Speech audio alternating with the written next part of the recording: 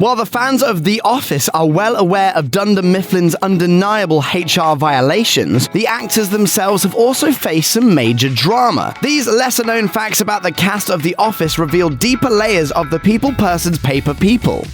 Nearly a decade before Jenna Fischer scored the role of Dunder Mifflin's very own receptionist, Pam Beesly, she almost quit acting. In 2017, the actress wrote in a piece for the New York Times that she'd moved from her hometown of St. Louis to Los Angeles after earning her theater degree, but blew through her savings in just 6 months. To top that all off, she couldn't land a single acting gig. She wrote, "My car engine had blown up and my cat was so depressed he was licking out patches of his fur." Eventually, Fisher picked up a day job as a real-life receptionist. One day, however, when she was, quote, wallowing in her depression with a giant bowl of Lucky Charms, Fisher got the call. She'd landed her first real acting job in a low-budget sex education video that was shot in an apartment bathroom. It only paid $100, but would give her enough hope to trudge forward. 8 years later, she landed The Office, and the rest, as they say, is television history. Be strong, trust yourself, love yourself, conquer your fears.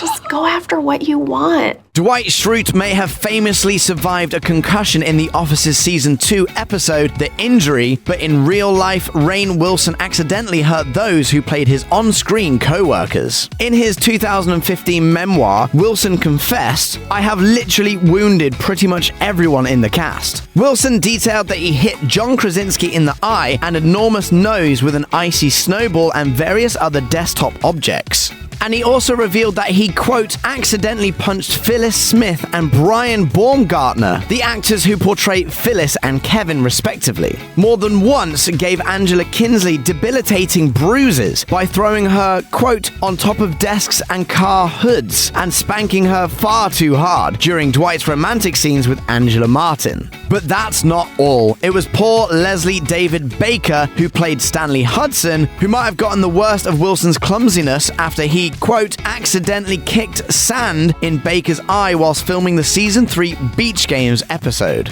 Barker had to be rushed to the hospital where he was treated for a scratched cornea. In his memoir, Wilson wrote, "This is my chance to apologize to the entire cast. I'm sorry, it's a wonder that I was never sued." If you thought you got emotional when Steve Carell left The Office in 2011, just imagine how the casts felt, including one John Krasinski, who played lead Jim Halpert. The actor apparently experienced a slight emotional breakdown whilst taping his last scene with the Dunder Mifflin patriarch. Why am I so sad?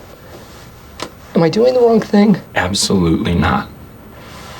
It's just that sometimes goodbyes are In an interview with Rolling Stone in 2013, Krasinski revealed that his castmates were, quote, crying all over the place on Carell's last day of filming, after telling his co-stars that it wasn't a big deal because they'd see Carell again. The actor believed he'd be able to play the duo's final scene off like a tough guy. Nonetheless, Krasinski, understandably, soon found himself flooded with emotions. He told Rolling Stone, "As soon as they called action, nothing came out but moaning. Two men had a complete emotional breakdown on camera. For the first 4 takes, I don't think anything was usable."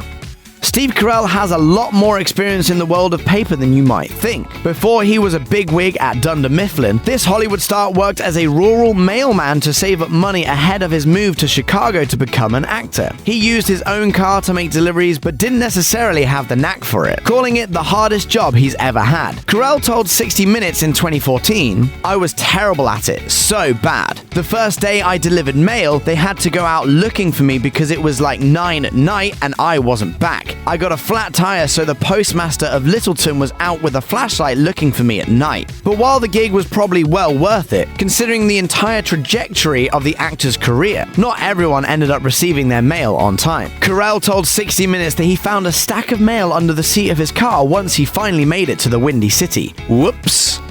Rashida Jones may be better known as Parks and Recreation's Ann Perkins than she is for her role of Karen on The Office. Nonetheless, the latter show helped skyrocket her to fame and led her to eventually becoming an original writer on Toy Story 4. However, she ended up leaving Pixar with fellow original writer Will McCormack in wake of controversy in 2017. According to Entertainment Weekly, the duo left after Brenda Chapman, Pixar's sole female director, was fired over creative differences and replaced with a man. Postman. At the time, they claimed in a statement that the studio had cultivated, quote, a culture where women and people of color do not have an equal creative voice.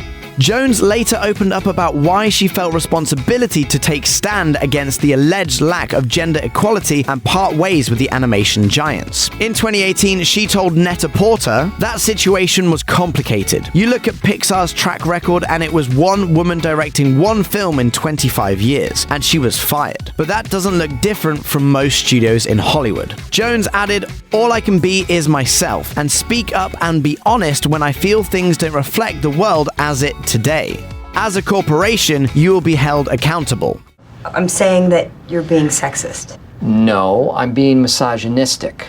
That is insane. I am not being sexist. That's the same thing. Check out one of our newest videos right here. Plus, even more Nicki Swift videos about your favorite stuff are coming soon. Subscribe to our YouTube channel and hit the bell so you don't miss a single one.